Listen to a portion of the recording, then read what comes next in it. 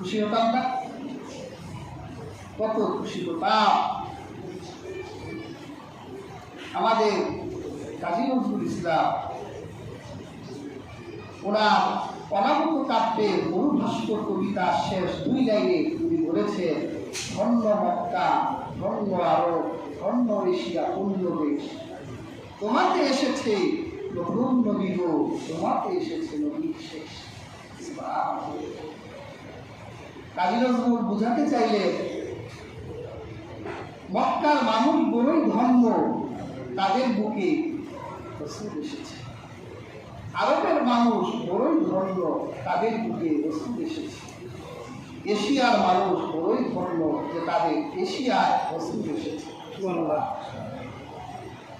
একটা কবির হৃদয়ের ভিতরে ইশকে রাসূল থাকলে এত চমকপ্রদ কথা বলতে পারে।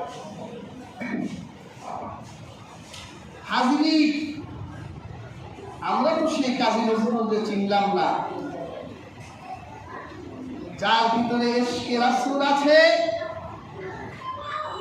তার লিখিত সঙ্গীতেই এদেশের জাতীয় সঙ্গীত হওয়া দরকার। তিনি কত সুন্দর দেশ নিয়ে লিখেছেন, জালিমদের বিরুদ্ধে লিখেছেন, বিদ্রোহীদের বিরুদ্ধে লিখেছেন। তিনি লিখেছেন, তারা ওই লৌহ পাপাত ভেঙে ফেল তরুণে লোপাত, রক্ত জমাট শিকল পূজার পাষাণ দেখি।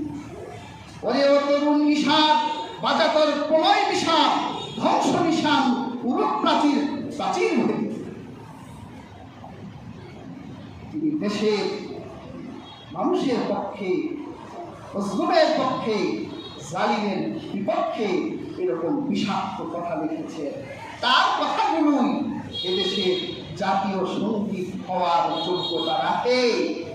রবীন্দ্রনাথ আমাদের মূর্খ বলে গালি দিয়েছে, আমাদের বিশ্ববিদ্যালয় যাতে না হয় সেজন্য তিনি বলেছে, মূর্খের দেশে আবার বিশ্ববিদ্যালয় কিসে।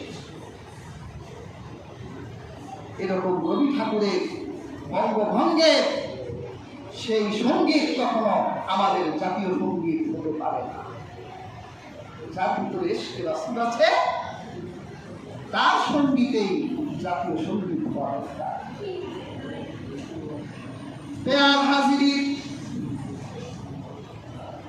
আল্লাহ পাক কুরআন কারীমে সূরা জুমআয় বলেন,